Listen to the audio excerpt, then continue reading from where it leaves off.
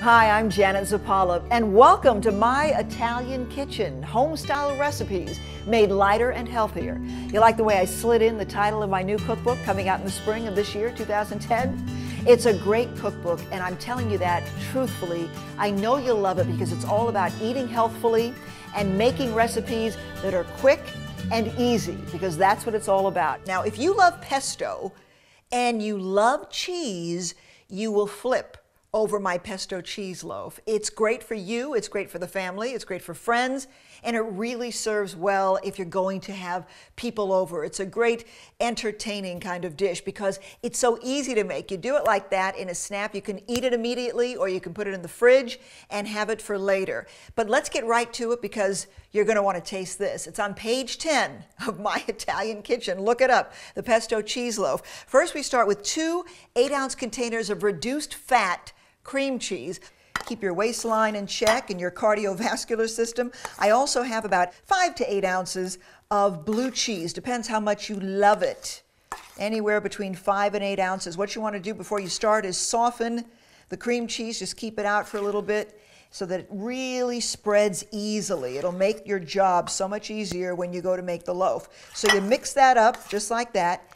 And everything else, except for the sun-dried tomatoes, go right in here into the food processor. So I'm going to start with my fresh baby spinach. These are really great because obviously they're chock full of iron and calcium and folate and fiber.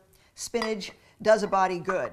Fresh parsley goes in there as well. Some basil, about 6 to 8 fresh basil leaves, so good for you, vitamin K, folate.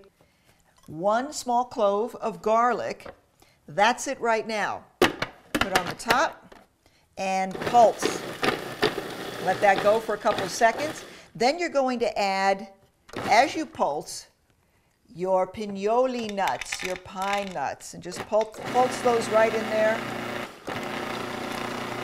And some extra virgin olive oil also goes in like this.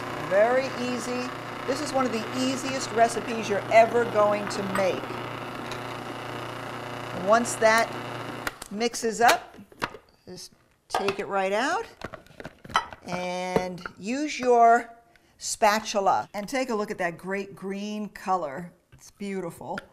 And then just put that in a bowl so that your pesto, it's almost pesto, doesn't have the cheese in it yet. So we're going to add some Parmesan cheese to that and mix it all up, and that way you will have a dish that's going to be bursting with flavor. And it's so easy really to make. As I said, it's just a matter of layering in a loaf pan like this, and it'll be done and ready to eat. So we'll just mix that up, and then you've got all the ingredients that you're going to need in front of you, and then it's just a matter of constructing it. Now the first layer is your cheese. So you're going to start with a thin layer of cheese on the bottom of your loaf pan. And it doesn't have to be all that neat, you know, to the point where you're going to drive yourself crazy. You just want to make it look decent. So you make a small layer on the bottom, and that's what you begin with.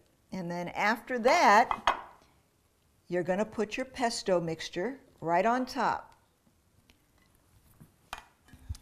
Take a little bit of that and just spread that right over your cream cheese mixture. Ah, I can't wait to try this. You're going to love the taste. You're going to love the smell.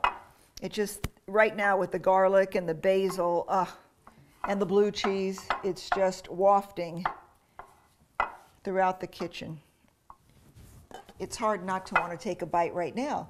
So you do that, and then you take your chopped sun-dried tomatoes and just sprinkle those in on the top of the pesto layer. And then you start again. Another layer of your cream cheese. You're going to have 4 layers in all. Another layer of your cream cheese.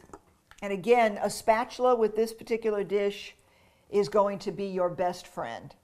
So you make that last layer, looking good, looking good. And then again, one more sprinkle of those delicious sun-dried tomatoes. So good for you, vitamin C and fiber and some lycopene and all of those goodies, antioxidants. And then final layer of your cream cheese mixture with that delicious blue cheese in there. And again, this will be your final layer. And you know, you kind of feel like you're doing, as I say, a little bit of artwork. So even if you're not good at art, you can do this. And if you are, all the better. I'm not. So this is as good as it gets.